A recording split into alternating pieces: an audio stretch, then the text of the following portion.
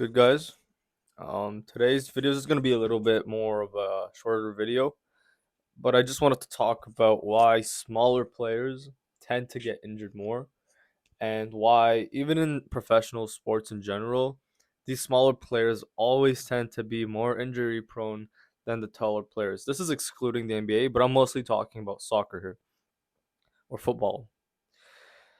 So I'm speaking from experience here. I'm like 5'7", so I'm not the tallest fellow in the park, and I've been injured a lot. Two knee injuries. I'm pretty much done playing soccer now because I really can't play anymore. Had a back injury, wrist injury, ankle injuries, just the whole thing. And I think I'm speaking from experience here, and especially if you're a shorter soccer player, you'll kind of understand this. But honestly, yeah, whatever. So I'll just get right into it.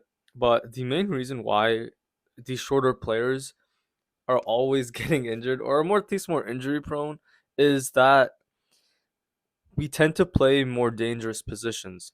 If you really think about it, shorter players don't play in defense whatsoever. They don't play center back. They don't maybe left or right back, but mostly they're not playing in the back half of the field. Even on the front half, sure you can play a winger, but nowadays your coach probably won't be playing you a striker because you need someone to head the ball. So where are you going to be playing? Mostly the midfield. Think Verratti, Conte. These players are in the middle of the field, and they tend to be the shortest players on their field. And of course, guys, there's obviously exceptions to this rule, but I'm saying most of the time, if you're short, you are going to be playing in the midfield. Now, in the midfield, one thing that is not talked about enough is how dangerous this position is. You are doing a lot of the defensive work, putting in most of the tackles, intercepting the ball, and putting yourself mostly at risk, carrying that ball forward, so you're even running the most. So, this is going to put a huge toll on your body. So, A, you're doing the most dangerous work on the field, and B, by having a shorter frame, you're putting yourself at risk as you have to try harder, you have to do more things as a shorter guy, and it's harder to do the things compared to someone that's, let's say, 6'3", where they don't have to run as hard, they don't have to push themselves as much when going for the ball. So these things take a toll on you, and I'll make a video on how to avoid such injuries, but coming from experience, this is one of the leading causes of why shorter players find it really hard to come back from injuries, don't are not the same after injuries, and most of the time, the players that are short and play for a long time, Messi, of course, is that they don't play a dangerous type of style. Messi never really goes in for a tackle.